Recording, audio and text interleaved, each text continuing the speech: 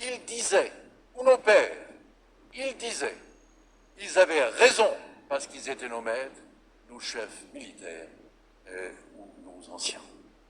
C'était de l'ordre. La source était le pouvoir. Aujourd'hui, le propos est le pouvoir.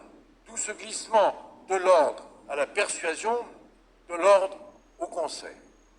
Et puisque nous parlons d'avocats, notre royaume est le conseil, c'est-à-dire la persuasion. La parole qui fait naître la pensée, qui arrache les magistrats à leur léthargie intellectuelle, qui fait surgir des âmes chez ceux chez qui elle est atone ou asphyxiée. Nous sommes des créateurs, nous sommes des maïoticiens, nous sommes assurément le Pygmalion des Pygmalions, avec la vie en plus, au-delà de la statuaire. Et nous ne sommes que par une chose, la parole. Jamais un écrit ne provoque ce que la parole sait faire. Ne serait-ce que parce que l'écrit est une distance. La parole est un corps à corps. On écrit pour certains, je parle pour vous. Il y a donc quelque chose de charnel dans la parole qui la fait infiniment plus efficace. Vous me le direz tout à l'heure, madame, dans un murmure. Il y a quelque chose dans la parole qui la rend infiniment plus efficace que l'écrit. Je vous annonce, vous recevrez mes lettres en alexandrin. Elles vous indifféreront.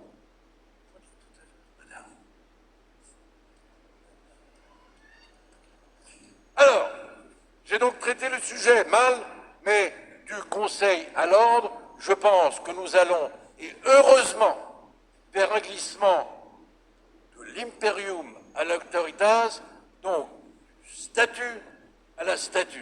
Et s'agissant des avocats, gardez que notre seul pouvoir est ce que peuvent les mots, c'est-à-dire notre intelligence, tant il est vrai que les mots sont la manifestation la plus délicate de l'intelligence.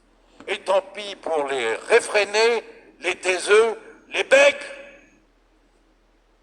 et ceux qui croient dans la grande tradition protestante genevoise et un peu vaudoise que la délicatesse c'est de ne pas dire, et que le silence est une profondeur, le silence est une imposture. Oui, j'admets, il y a quelques silences qui sont la profondeur pudique.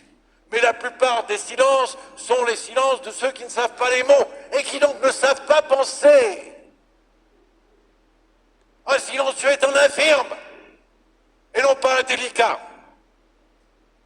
Alors maintenant, venons à le rebelle, nous avons vu. Le rebelle, nous avons vu encore. La neutralité. Ah, monsieur, vous m'avez fait beaucoup de chagrin. Mais, pas vraiment. D'abord, comme je suis suisse, enfin, j'étais africain il y a très longtemps. Non, ne me méprisez pas parce que je suis blanc. Je suis tout au plus un Africain dépigmenté. J'étais africain comme vous tous. Alors, vous m'avez fait de la peine parce que j'ai une autre vision de la neutralité. Encore faut-il se distinguer la neutralité de la pensée de la neutralité politique. Est-ce que politiquement elle est une vertu? Je pense que l'abstention n'est pas une lâcheté, elle est peut-être un double respect. On peut imaginer que l'on respecte d'abord des opinions opposées, notamment des opinions politiques, le respect étant défini non pas comme une adhésion, mais comme une distance. La neutralité est une équidistance par rapport aux antagonismes. Ce qui ne change rien à ce que nous suggère le cœur, mais qui change tout à ce que la politique nous permet. Donc elle n'est pas une lâcheté, elle est une distance, elle est donc peut-être une hauteur qui permet le jugement, mais le jugement sans conséquence. Donc je suis, à titre personnel, mais ceci est indifférent, contre le droit d'ingérence, et je trouve encore plus abominable qu'il devienne un devoir d'ingérence. Je pense qu'il faut laisser les peuples, comme les individus, à leur destin, qu'ils l'accueillent ou qu'ils le combattent.